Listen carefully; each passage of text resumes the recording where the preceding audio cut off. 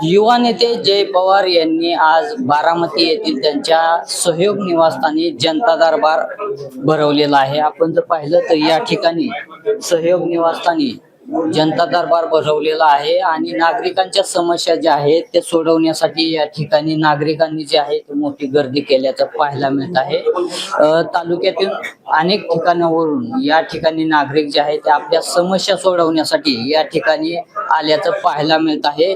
एकूणच जसं दिवंगत उपमुख्यमंत्री अजित पवार जनता दरबार घेत होते आणि नागरिकांच्या समस्या ज्या आहेत ते सोडवण्याचं काम अजित पवार यांच्या माध्यमातून केलं जात होतं, तशाच पद्धतीने आता जय पवार देखील जनता दरबार घेऊन नागरिकांच्या समस्या सोडवण्याचं काम या ठिकाणी करत असल्याचं पाहायला मिळत आहे। आपल्या बरोबर काही नागरिक आहेत ते या ठिकाणी कुठून आलाय तुम्ही? पिंपळीवरून आलोय. काय समस्या आहे नेमकं? ऍडमिशन संदर्भात. तुम्ही कुठून आलाय? डोरलेवाडीहून. काय समस्या? कोणत्याही समस्या असून दे जे दादा या ठिकाणी सोडवण्याचा प्रयत्न करतो. भेटण्यासाठी हो, आलाय? भेटण्यासाठी आलो. तुम्ही कुठून आलाय? काठीवाडीहून आलोय.